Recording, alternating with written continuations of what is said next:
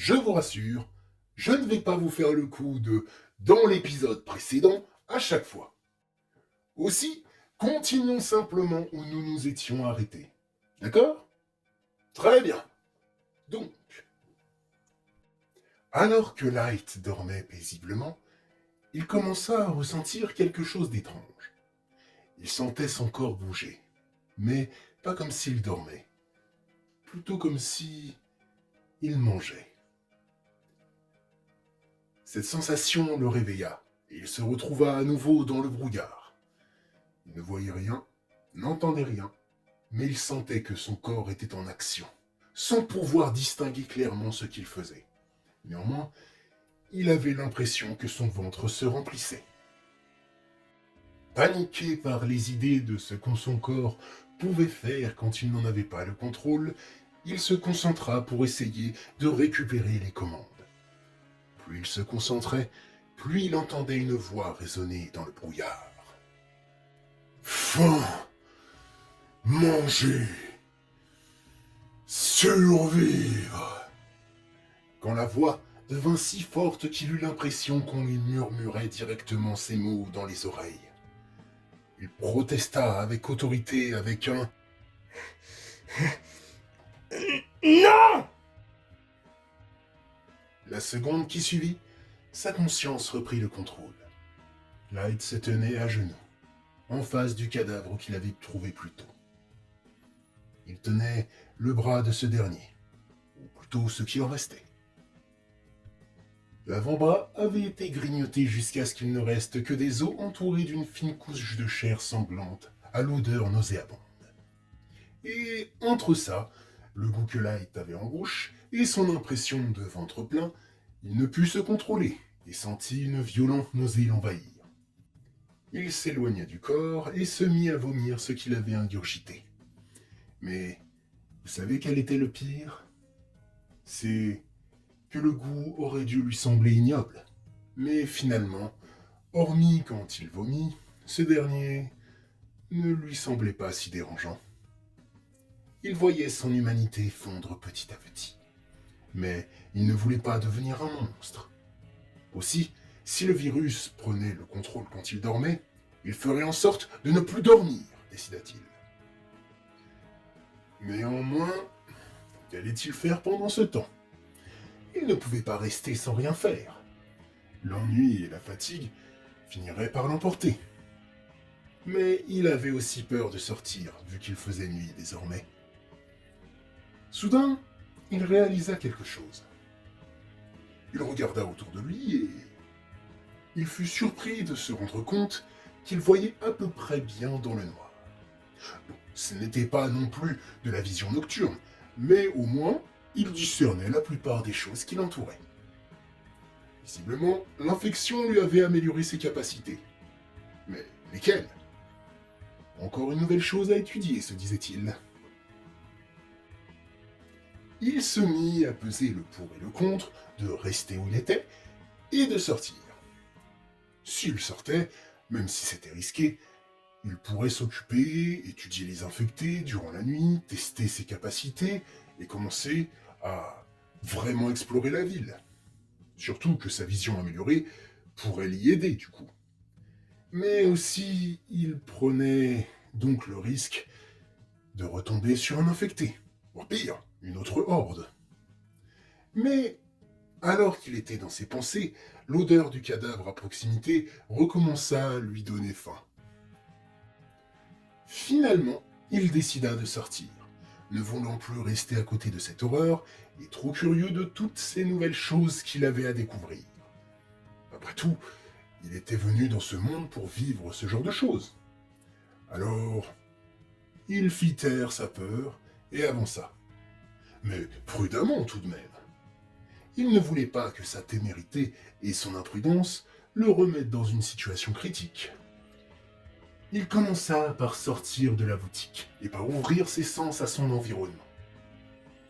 Pas de mouvement étrange dans l'obscurité, pas d'odeur de cadavre dans la rue, mais surtout, ce qui le surprit fortement, absolument aucun bruit aux alentours. Même pas un râle ou un grognement quelconque. Il avança doucement dans la rue, en faisant attention. Mais même après avoir fait une centaine de mètres, toujours rien. Il se demandait où pouvaient bien être les infectés, quand il se rappela la horde qu'il avait croisée il y a quelques heures. La curiosité lui donnait envie d'aller voir ce qu'elle faisait. Mais il avait aussi très peur. Une horde, ce n'est clairement pas la même chose qu'un infecté isolé. Mais il devrait bien étudier les comportements d'une horde tôt ou tard, songea-t-il. Il prit donc la décision d'aller jeter un œil, en essayant de ne pas prendre trop de risques. Il retourna donc à l'endroit où il avait vu la horde. Et une fois qu'il fut à proximité de la zone à risque, il redoubla de prudence. Mais malgré tout, il n'y avait pas l'air d'avoir plus d'activité que ça. Encore une fois, aucun infecté dans la rue, malgré la nuit. Pourtant, dans les œuvres sur les zombies qu'il avait consommées, la grande majorité s'accordait sur le fait que les créatures étaient plus actives la nuit.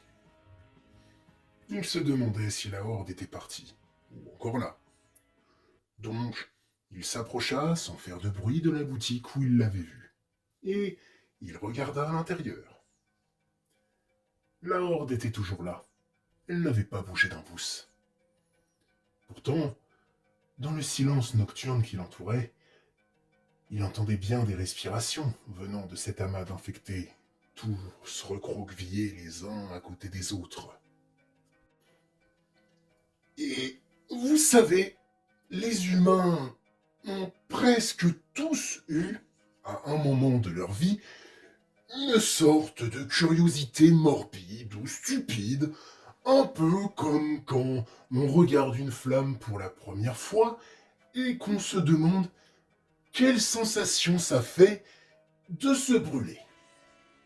Eh bien, pour Light, à ce moment précis, il se demandait qu'est-ce que ça ferait si il lançait un truc sur un des infectés du groupe. Et vous vous doutez bien de la décision qu'il finit par prendre. Il attrapa donc le premier truc qui lui passa sous la main et le jeta sur un des infectés de la horde. Quelques secondes plus tard, l'infecté en question commença à se redresser lentement et en gigotant étrangement, comme s'il se réveillait d'une très longue sieste. Light profita du temps que la créature avait mis pour se réveiller, pour s'éloigner et se positionner pour tenter une nouvelle expérience. Une fois à une distance raisonnable, il prit une bouteille en verre sur le sol et la jeta devant la boutique. Même si, en vérité, elle atterrit un peu plus loin que prévu. Visiblement, la force de Light avait aussi augmenté, constata-t-il. Mais même si le projectile avait atterri une dizaine de mètres plus loin que prévu, l'infecté sortit de la boutique en trombe et se mit à courir en direction de là où provenait le bruit qu'il avait entendu. Au moins, ça, c'était comme dans les jeux vidéo, se disait-il. Néanmoins, l'infecté ne retourna pas dans la boutique et continua de progresser dans la rue, s'éloignant toujours plus de Light. Ce dernier commençait enfin à s'amuser depuis qu'il était arrivé. Et cette fois-ci, curieux de tester sa force et de voir s'il pouvait réveiller la horde, il essaya d'abord de soulever une poubelle pleine qui faisait la moitié de sa taille. Il réussit à la soulever, mais il sentait qu'il n'aurait pas pu la lancer très loin. Donc, il la reposa et attrapa une petite boîte en métal sur le sol. Il mit quelques cailloux dedans et il la lança avec force, en essayant de mieux contrôler la trajectoire. Ce n'était pas encore tout à fait ça, mais la boîte vint s'éclater sur le sol à peu près 3 mètres plus loin que la boutique, dans un fracas métallique. Environ une minute plus tard, alors que Light se demandait s'il devait recommencer, il vit enfin une partie de la horde sortir. Et l'infecté qui était parti à l'autre bout de la rue était revenu au courant. Les infectés étaient enfin sortis de la boutique. Mais ils commençaient à se disperser, comme une meute qui traque et essaye d'encercler sa proie. Light sentit le danger et partit en faisant le moins de bruit possible. Une fois assez loin, il lâcha un soupir de soulagement. Puis étouffa un rire. On ne sait jamais, une autre horde pourrait être dans le coin. Mais enfin il commençait à s'amuser. Et même si sa condition n'était clairement pas la plus confortable, il commençait à y voir des avantages. Il se demandait même quelles autres capacités avaient évolué chez lui. Il avait envie de voir si sa vitesse, son agilité et son endurance aussi avaient augmenté. Mais tant qu'il ne savait encore que très peu de choses sur ce monde et l'infection qui l'avait envahi, il ne voulait pas prendre de risques stupides. Sa première décision hâtive ayant mal tourné. Même s'il se demandait si la femme qui l'avait sauvé s'en était sortie du coup. Par la suite, il continua à se balader dans les rues. Et, peu importe où il allait, il n'y avait pas d'infectés dehors. Il en conclut donc qu'il devait sûrement rester dans les bâtiments et dormir jusqu'à ce que quelque chose les réveille. Et effectivement, il avait raison.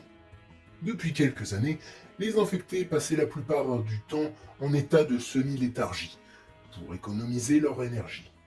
Et ce, jusqu'à ce que quelque chose vienne les stimuler assez pour qu'ils se réveillent et partent en chasse. Vous voyez maintenant pourquoi je voulais mettre un petit coup de pied dans la fourmilière? Cette infection et ce monde commençaient à m'ennuyer. Voilà pourquoi j'y ai envoyé Light. Et j'avoue que jusque-là, ce fut distrayant. Enfin, revenons à l'histoire. Pendant son exploration, Light pénétra prudemment dans quelques lieux, qui, soit avaient attiré sa curiosité, soit pouvaient contenir des choses utiles. S'il y avait des infectés, Light repartait discrètement, et s'il n'y en avait pas, il fouillait tranquillement.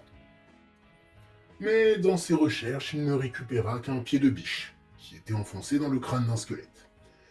Il ne savait pas si c'était un survivant ou un infecté, mais il avait enfin une arme viable pour essayer de se défendre. Et pour lui, c'était le principal. Il trouva aussi une corde qui devait sûrement servir initialement à pendre quelqu'un, mais qui visiblement n'avait pas servi et avait été laissée à l'abandon. Oh, et à un moment, pendant qu'il fouillait un ancien fast-food, quand il ouvrit les portes du bureau du manager, il tomba sur une créature qui, pour lui, ressemblait à un croisement entre un gorille et un crocodile, vu la carrure qu'elle avait même en étant en position de sommeil. En ouvrant la porte, il resta figé pendant quelques secondes, les yeux écarquillés, puis il referma doucement la porte et repartit comme si rien ne s'était passé, et en espérant ne jamais être confronté à une de ces choses. Il se demandait même si c'était réellement un gorille ou si c'était un humain à la base avant l'affection.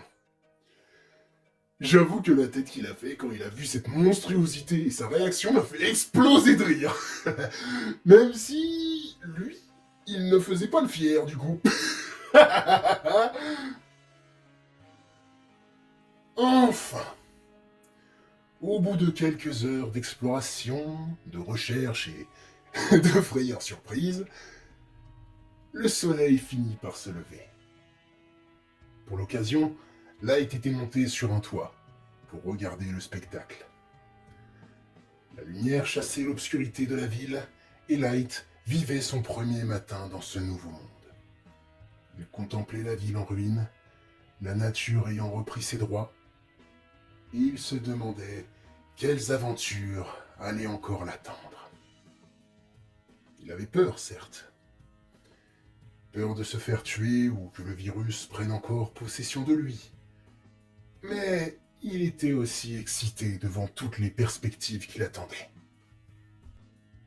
Totalement inconscient de l'impact qu'il aura eu dans ce monde, aussi bien en positif qu'en négatif.